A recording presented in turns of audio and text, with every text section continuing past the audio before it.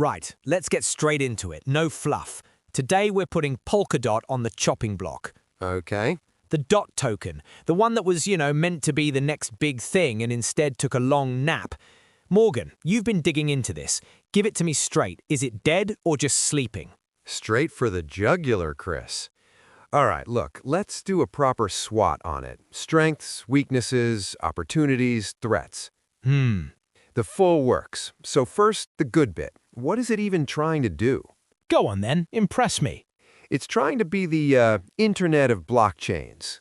Right. Right now, every chain is its own little island. Bitcoin can't easily chat with Ethereum, Solana's in its own world. Polkadot was built by Gavin Wood, Okay. one of the original Ethereum geezers, to fix this. It's a layer zero, Layer 0. the concrete foundation for other chains to build on. A foundation that looks a bit shaky right now. But break it down. How does it work? Okay, picture the M25. That's the relay chain. Okay. It's the big, secure motorway that everything runs on. Then you've got all the boroughs of London, Croydon, Hackney, whatever. Yeah, they're the parachains. Each one is its own little economy, doing its own thing. One could be all about gaming, another pure finance, but they all connect to the M25, the relay chain, for security and to travel between them. So the big strength is that they can all connect Yeah, and they're all secure from the jump. exactly. Shared security. A new project doesn't have to build its own security from scratch, Right. which is bare expensive and risky. They just lease a spot on the motorway. And because they're all connected, you can, in theory, send stuff from the gaming parachain to the finance one. Okay. That's interoperability. The tech is genuinely smart. Okay, I get it. The tech is clever, but that leads us straight to the weaknesses, doesn't it? Yup. This thing is famously complicated. It's like it was designed by academics who've never tried to actually sell a product to a normal person. 100%. The biggest weakness is that it's too clever for its own good. Right. For developers, the learning curve is steep. You can't just copy-paste your code from Ethereum. For users, it's a maze. The whole thing feels clunky. It feels like early internet, dial-up vibes. And that's before we even get to the price. The DOT token has been a disaster class. People locked up their money for 2 years in these parachain auctions to support projects, Oh yeah. and they've got absolutely rinsed. Their investment is down like 80–90%. Wow. You can't build a community when you've wrecked everyone's portfolio. It's a massive issue. Yeah. All the goodwill just vanished. People feel burned, and it creates this toxic vibe where no one wants to build or invest because they've seen what happened to the last lot. The token performance is a huge, huge weakness. They call it a ghost chain for a reason. The price action is dead, and it scares new users away. So the tech is a strength, but the complexity and the price are massive weaknesses. Yup. It's like having a Ferrari with no steering wheel. So what's the opportunity? Is there any way they can turn this around, or should we just call it a day? All right, so this is where it gets interesting. They know the old model was broken.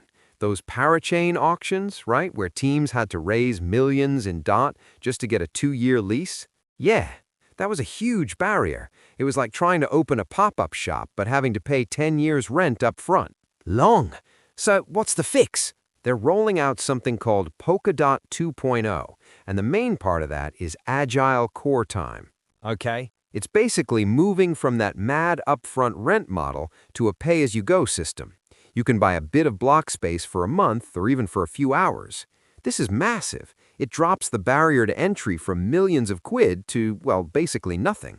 So smaller, more experimental projects can now have a go Exactly. without betting the farm. That's the idea. The opportunity is that this could unleash a wave of innovation. All those developers who were put off by the cost and complexity might come and have another look.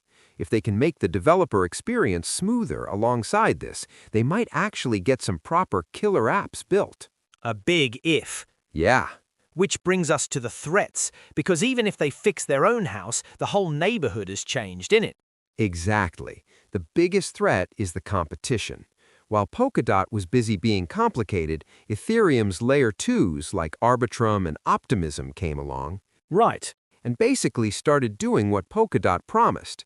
They're making Ethereum fast and cheap. Yeah. But it's a million times easier for developers because it's still Ethereum. Right, so you're fighting an easier, more popular solution. And what about the other Internet of Blockchains, Cosmos? Yep, Cosmos is the other big threat.